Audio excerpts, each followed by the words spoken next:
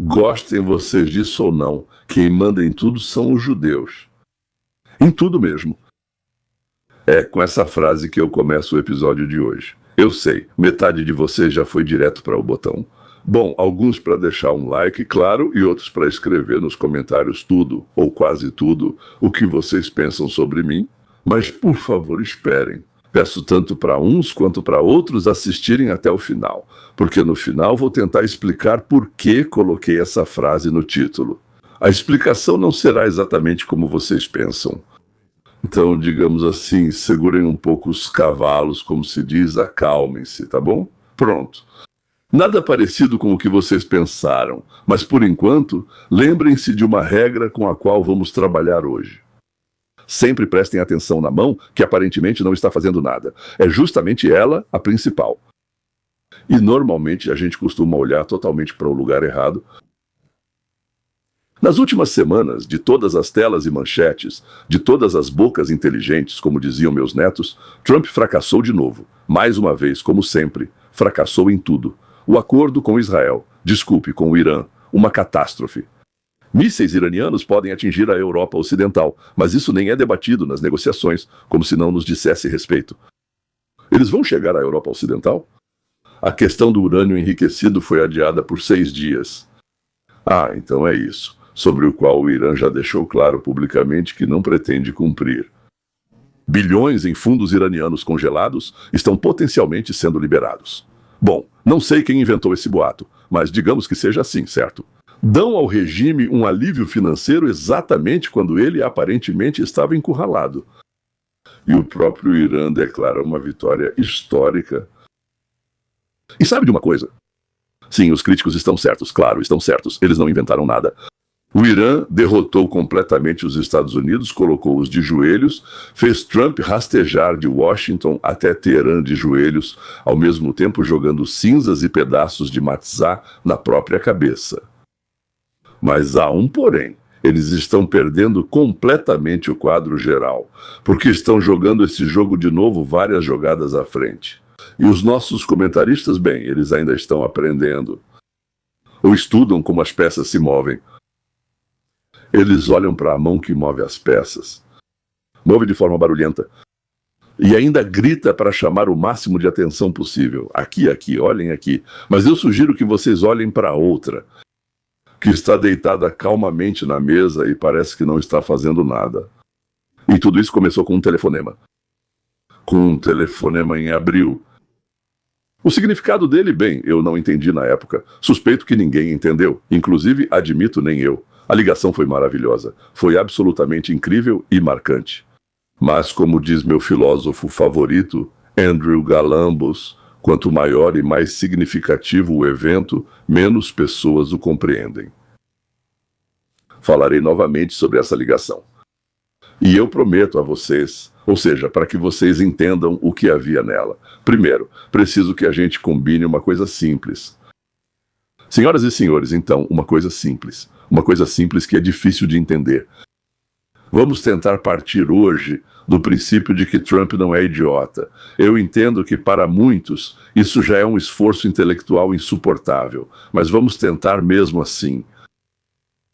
Finalmente, eu percebi por que os críticos de esquerda interpretam literalmente cada ideia, cada palavra, cada decisão de Trump como obviamente estúpida e fracassada. E agora não estou falando sobre a luta política. Isso aí está claro, né? É claro, eles querem derrotá-lo. Isso, como se diz, é algo que já se entende. Estou falando de outra coisa. Eles sinceramente não entendem o que ele está fazendo toda vez. E isso impressiona, porque quando uma pessoa não entende alguma coisa, ela tem 2 opções. Opção número 1. Talvez seja eu que não estou vendo algo, não entendo, não percebi. E a segunda opção é, se eu não entendo, então ele é o idiota. Pronto. Por algum motivo, eles sempre escolhem a segunda opção. Porque entre eles, quero dizer os de esquerda, sim, há pessoas que não são burras, mas eles sempre escolhem a segunda opção. A pergunta é, Trump é um idiota? Um homem cujo pai lhe deu 3 milhões em imóveis e ele transformou isso, não sei, em 3 ou 6, às vezes dizem 6, ou até 10 bilhões. Bem, mesmo que seja só 3, né? Um homem que criou o programa de TV mais popular do mundo. Um homem escreveu 3 livros, 2 viraram best-sellers nacionais e 1 mundial. Antes de entrar na política, já era chamado para talk shows. Sim, para talk shows liberais. Perguntavam a opinião dele sobre economia. Aplaudiam, elogiavam e diziam: você deveria ser presidente. Que o Congresso chamava para explicar por que certas coisas estavam emperradas nas finanças americanas, na construção civil. E ele explicava. Gente, eu ouvi isso, eu ouvia de boca aberta. E então, as pessoas que partem do princípio de que ele é burro, simplesmente decidem ignorar tudo o que ele fez antes. E as pessoas que partem do princípio de que ele faz tudo por dinheiro, que ele é um ganancioso, não percebem o quanto as próprias finanças dele sofreram no primeiro mandato. Estou falando do Trump 45? Hoje todo mundo fala em coro sobre como o genro do Trump ficou incrivelmente rico com os contatos com os sauditas.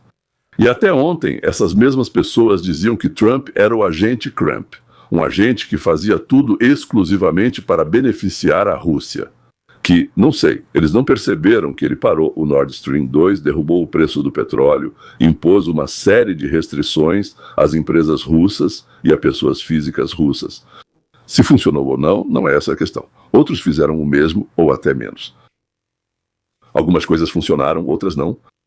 Então, vamos supor que o autor de um dos livros mais conhecidos sobre negociações, do maior incorporador imobiliário, do criador do melhor programa de TV do mundo, do dono do concurso mundial de beleza, do homem que venceu o concurso chamado Presidente dos Estados Unidos.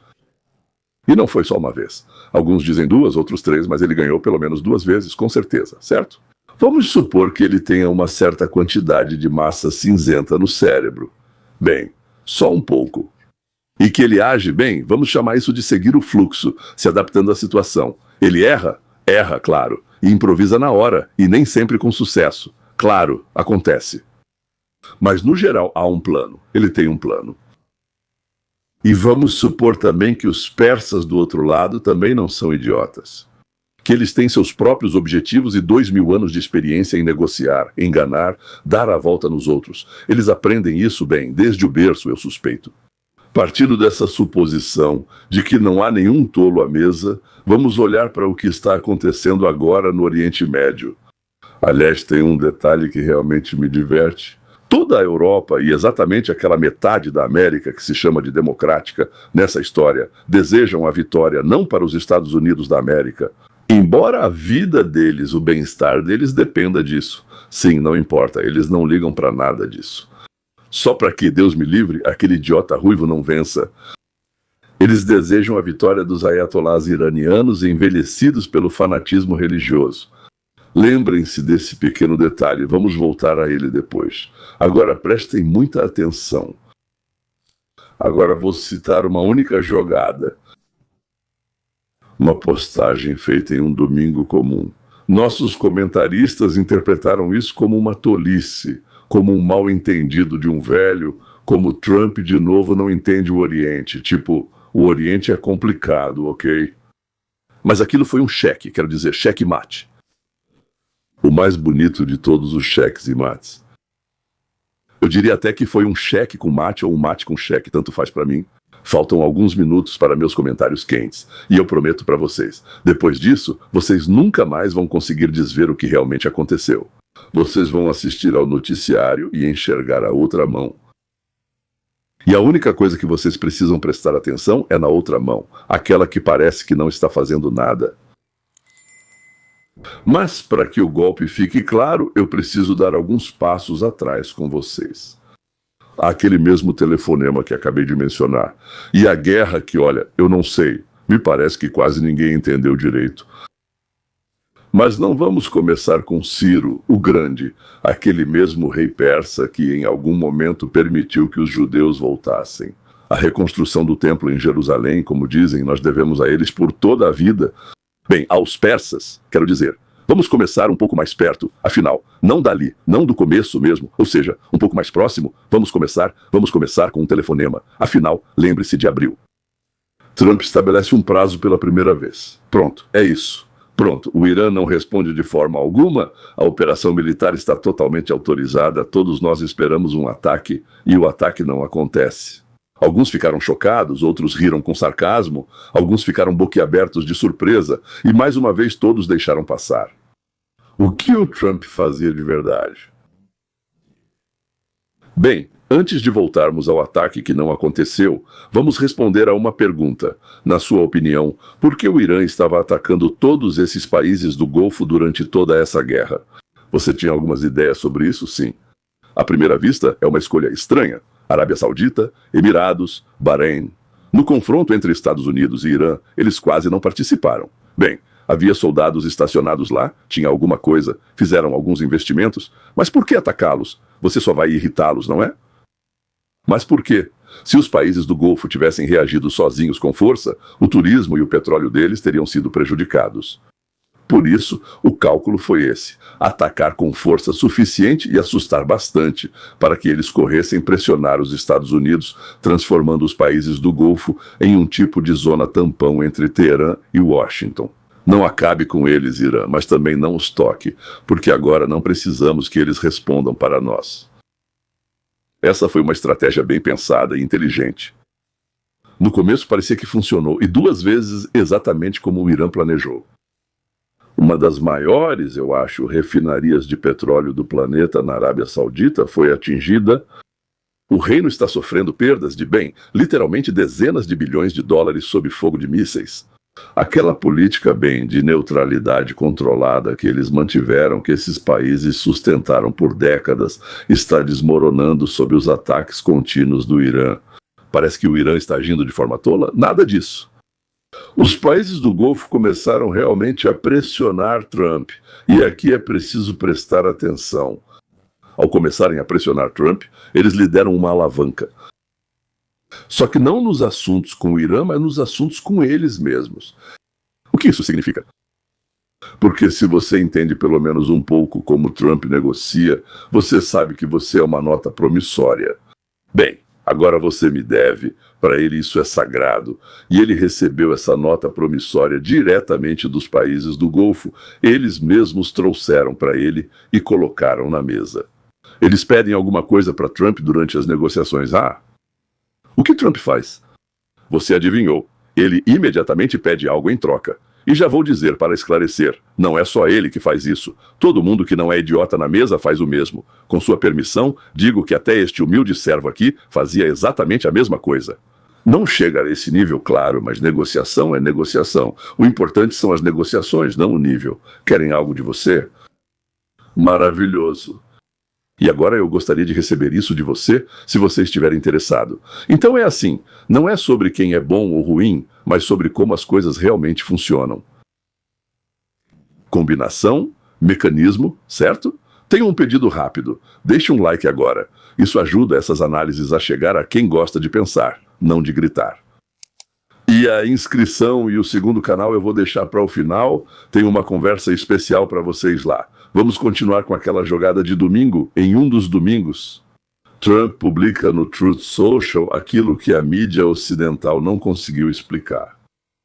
Ele anuncia uma condição obrigatória. Continuem ouvindo. Para qualquer país que queira entrar no acordo, não é um acordo com o Irã, mas sim um acordo chamado Acordos de Abraão. O que você diz? Então, além de você escrever isso, você ainda convida quem?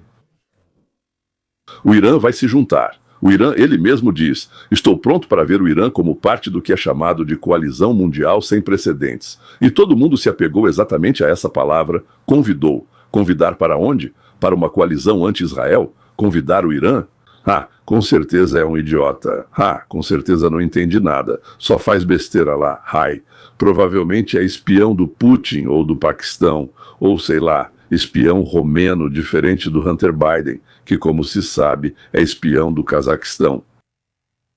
E por trás desses gritos habituais, Trump segue em frente, nossa imprensa, nossos liberais, nossos perdomonocles fofinhos deixaram passar.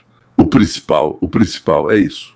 Trump convidou o Irã, um Estado cuja posição inteira é baseada no fato de que Israel não tem direito de existir.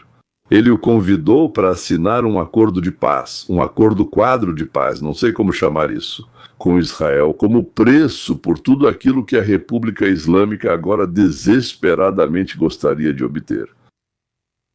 E, ao mesmo tempo, ele se dirige ao povo do Irã, passando por cima do regime: derrubem a República, libertem-se, e no final, através de um acordo com Israel, nós imediatamente aceitaremos vocês na família das nações normais.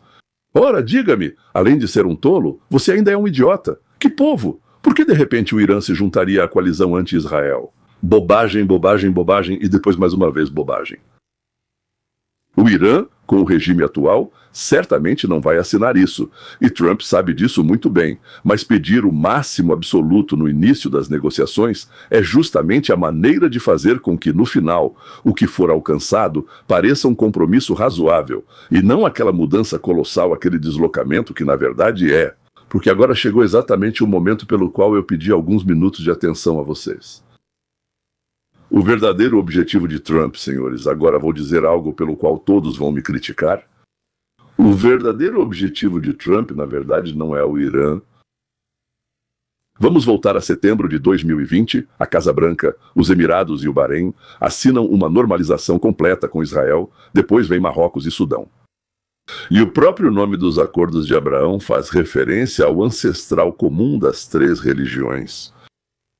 Para que você possa entender a dimensão disso, durante décadas a posição árabe era rígida. Nenhum país árabe reconheceria Israel até que existisse um Estado palestino. E o Egito quebrou essa barreira em 79, e isso foi um grande acontecimento. E a Jordânia fez o mesmo em 94. Depois foram 26 anos de silêncio e, de repente, os acordos de Abraão quebram toda a lógica dessa posição de uma vez só, e não foi por amor a Israel. Foi puro cálculo, e está certo. O amor passa, como sabemos, mas o cálculo fica. Você se casou por interesse? Sim, aliás, por um cálculo muito correto. O comércio entre Israel e os Emirados, em 5 anos, cresceu praticamente do 0 para 4 bilhões por ano. Para países pequenos, isso é muito dinheiro. Houve ainda um contrato privado de gás de 36 bilhões, além de investimentos privados em tecnologia. Ou seja, na minha opinião, aumentou 130%, aumentou em um ano, um aumento de 130%. Empresas conjuntas em inteligência artificial, em cibersegurança, na agricultura e na defesa. E na defesa, dá para ficar maluco com essa de defesa. De quem que a gente tem que se defender, né? Os judeus parecem que brigam com os árabes. De quem que a gente tem que se defender? Eles não estavam fazendo um favor para Israel, eles precisavam de acesso ao que Israel criou. Porque um país do tamanho do estado de Nova Jersey não tem petróleo nenhum. Desde o dia da sua fundação, cercado por vizinhos hostis, de alguma forma, tornou-se um dos mais tecnologicamente desenvolvidos do mundo. E a Arábia Saudita tem muito dinheiro, mas não muitos avanços tecnológicos. Por isso eles criaram o programa Visão 2030, em 2030, certo? 100 bilhões. Então, para criar um polo tecnológico dentro do país. Mas quem vai criar isso? Nós temos judeus aqui perto, tem Israel. Isso não é apenas uma cortesia diplomática para eles. É algo do qual eles mesmos se privaram por 75 anos. Mas o verdadeiro sentido desses acordos nunca foi só sobre dinheiro. O principal significado desses acordos para o Irã é que o poder do Irã não se baseia em mísseis, mas sim no que chamam de narrativa, ideologia, na política da história religiosa. Sobre o fato de que a hostilidade à própria existência de Israel seria um dever sagrado de todo muçulmano, mas isso é mentira, porque nada disso está escrito na religião. Isso é o que chamam de construção, uma história construída artificialmente. E todo governo árabe que dá um passo em direção a Israel enfraquece esse ódio considerado justo. Quanto mais normal se torna a ideia de que é possível conviver com Israel, mais desnecessária se torna a República Islâmica. É exatamente por isso que o Irã fez seu movimento antes de 7 de outubro de 2023. O acordo de paz entre a Arábia Saudita e Israel, segundo relatos, estava há semanas de ser assinado. A estrutura estava acordada, os canais de bastidores funcionando. 5 dias antes do ataque, a normalização começou a avançar seriamente. Foi isso que o Irã tentou impedir em 7 de outubro. O objetivo era destruir essa dinâmica, fazer de Israel o vilão aos olhos do mundo muçulmano, forçar os israelenses a responderem com bombardeios e tornar a normalização praticamente impossível politicamente para qualquer líder muçulmano. Enquanto Gaza está em chamas, e por trás do Hamas, bem pessoal, estava o Irã. Todo mundo sabia disso. Porque a assinatura da Arábia Saudita nos Acordos de Abraão significaria o começo do fim de tudo o que sustenta a existência da República Islâmica. Se o guardião dos principais santuários do Islã, que é a Arábia Saudita, decide que Israel não precisa ser inimigo, o Irã perde a causa com a qual justificou sua própria existência por 45 anos. Vamos apertar o cinto, não sei, vamos deixar de comer e beber, vamos mandar dinheiro para nossos justos combatentes, mas para quê? Porque nós temos a tarefa mais importante do mundo: destruir. E aí vinha a pergunta: destruir quem? O monstro que controla o mundo inteiro, né? Os judeus, nós não vamos permitir, e coisas do tipo. Por isso veio a guerra, e por um tempo parecia que o Irã estava controlando a situação, mas agora prestem atenção. Agora o Irã precisa do acordo, e aliás, precisa desesperadamente. E o Trump? Bem, se vocês, pessoal, querem algo de mim, então, bem, vocês têm que pagar. E o que vocês têm que pagar por isso? É muito simples. Nós criamos uma coalizão, Arábia Saudita mais Paquistão, mais Catar, basicamente todo aquele mundo que o Irã derrubou em 7 de outubro, e vocês ficam em silêncio, vocês ficam sentados, vocês fiquem calados. Aquele mesmo mundo, cuja destruição foi organizada pelos residentes, agora é colocado como o preço para salvar o regime. É difícil superestimar a ironia daqueles que encomendaram esse massacre. Isso é xeque-mate. Agora, por que exatamente esses países? Por que exatamente a Arábia Saudita, a autoridade religiosa que se estende a 1 bilhão e 800 milhões de muçulmanos? A assinatura da Arábia Saudita é a declaração da mais alta autoridade do mundo sunita de que o conflito com Israel está encerrado. O futuro dos muçulmanos não se constrói em torno dessa luta, e a narrativa do Irã simplesmente não sobreviverá a isso. Embora eles sejam xiitas e possam dizer que os sunitas fiquem lá e nós, xiitas, aqui, eles não vão aguentar isso por muito tempo. O Paquistão, aliás, é uma potência nuclear, a única potência nuclear muçulmana e, por assim dizer, um país muçulmano enorme. Se o Paquistão assinar, o sinal vai para todos os países de maioria muçulmana: Indonésia, Malásia, Bangladesh, África Ocidental. Isso já não é só o mundo árabe. E, por fim, o Catar. Esse é o mais difícil de entender. Um país que construiu sua reputação em ser amigo de todos e não fazer inimigos declarados, mas ao mesmo tempo promove uma ideologia extremamente perigosa. O Catar deu um lar ao Hamas e, de repente, no contexto da normalização com Israel, pessoalmente considero o Catar um estado hostil a Israel. Deveria ser chamado assim, ou seja, publicamente incluí-lo nessa mesma estrutura. Isso é o que se chama de estratégia formadora. Interessante observar esse grupo, pois para eles é uma crise de abstinência brutal. Mas eles querem muito não sair desse mundo, que se eles continuarem lá no obscurantismo, vai deixá-los para trás em 3 passos. Ah, por favor, não se esqueça da China por cima e por baixo disso tudo. Indisca, o corredor econômico Índia, Oriente Médio, Europa. E o que é isso, você vai perguntar? Ah, é uma rota comercial que passa pelos Emirados, Arábia Saudita e Jordânia, que deve competir com o projeto chinês e intencionalmente evita o Irã. O Estreito de Hormuz, o laço no pescoço do petróleo mundial que é controlado pelo Irã, essa estrutura potencialmente resolve isso também. Agora vem a genialidade da jogada. A essência: 45 anos de pressão americana, sanções, assassinatos seletivos, ataques cibernéticos, ataques militares, não acabaram com o Irã, 6 semanas de bombardeios não acabaram com ele. Destruir instalações nucleares não resolve, pois serão reconstruídas. Eliminar líderes também não, pois serão substituídos. Nem mais nem menos serão iguais. Isso deixa de ser uma surpresa, passa a ser um fato que precisa ser aceito. Uma ideia não pode ser morta fisicamente, por isso ela é uma ideologia, ela é ideológica. Você não vai quebrá-la. E então a questão muda, não é mais como destruir o Irã, ou pelo menos o Irã na forma em que existe hoje.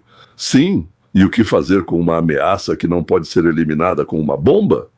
E parece muito que o primeiro presidente dos Estados Unidos da América que se fez essa pergunta foi Donald J. Trump.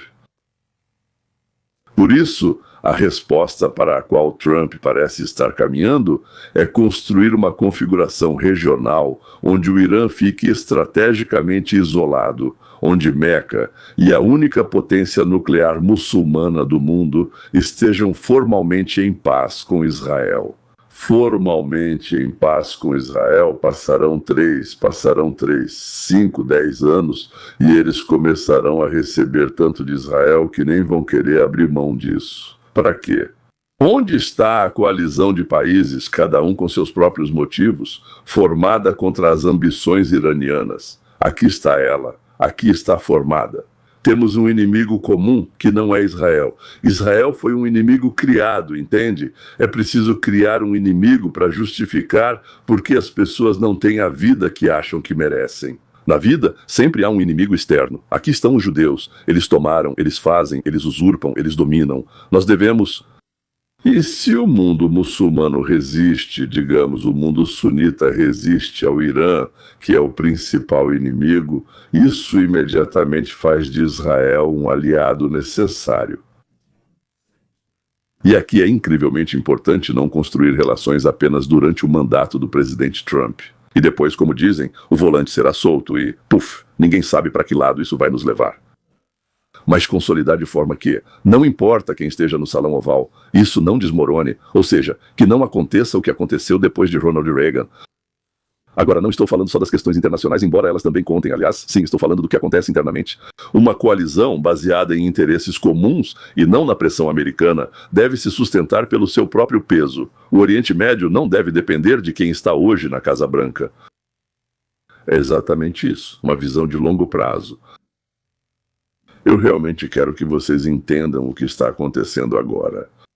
É essa a mão que aparentemente não faz nada, apenas repousa tranquilamente sobre a mesa.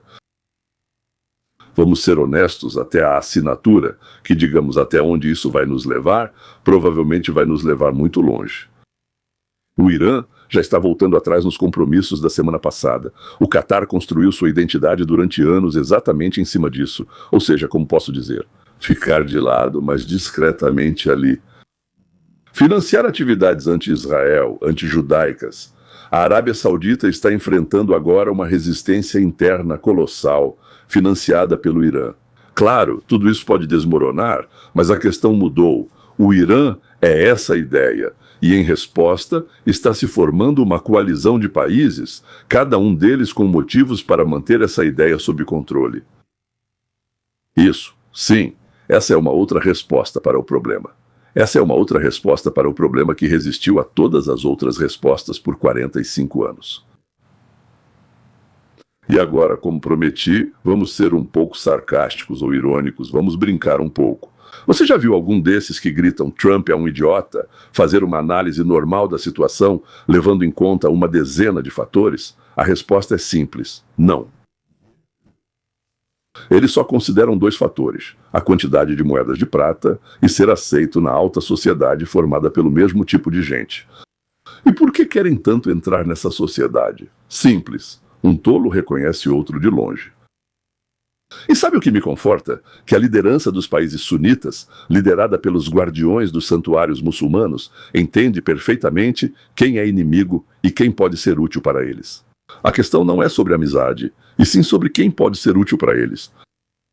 Não há nenhuma outra consideração, nem ideológica nem religiosa, nos cálculos deles. Ainda assim, eles não são tão idiotas quanto os líderes democratas socialistas da União Europeia. Quer ver alguns idiotas? Vá para a Europa.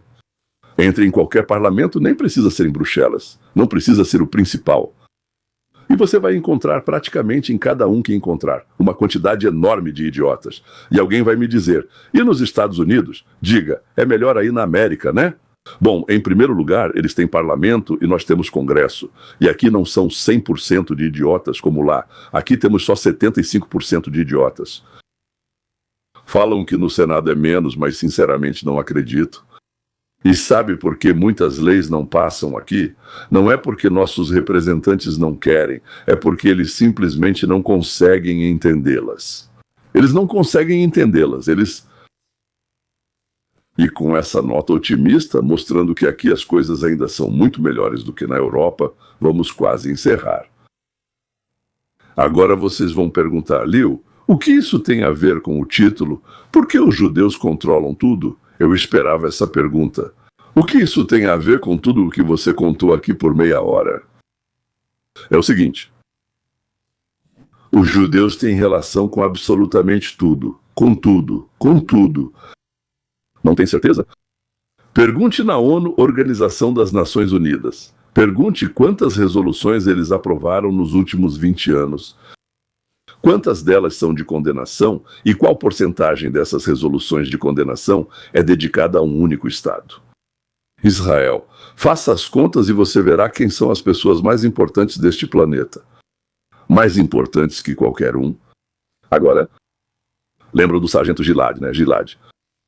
Por um sargento israelense capturado de etnia judaica, exigiram mais de 1.000 prisioneiros árabes.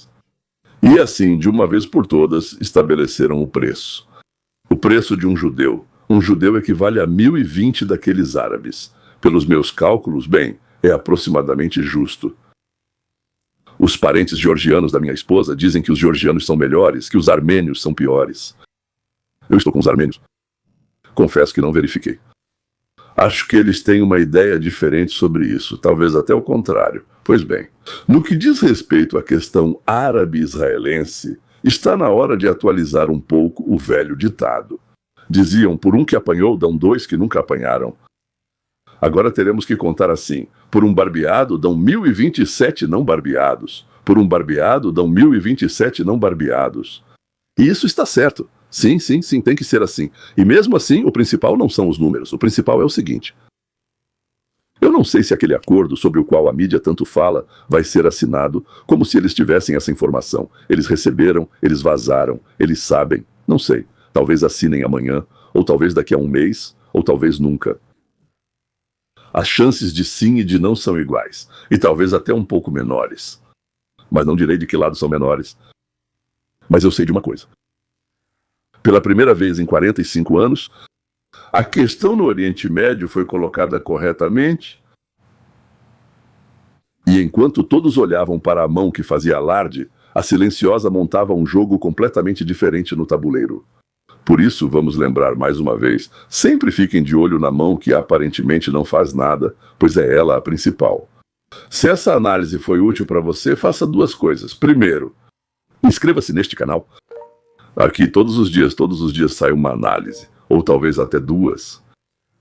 Brevemente sobre o que está acontecendo, e honestamente sobre o que está por trás disso, para todos. Segundo, se o que está acontecendo parecer pouco para você, e quiser chegar à raiz, entender por que tudo é assim ou assado, eu tenho um segundo canal. Chama-se Roteiro para a Liberdade e está no YouTube. Lá tem 2 episódios por semana, com calma e em profundidade, para quem gosta de pensar. O link está abaixo deste vídeo. Vou estar lá esperando por vocês. Enfim, senhoras e senhores. Até a próxima. E para que vocês lembrem, fiquem de olho na mão,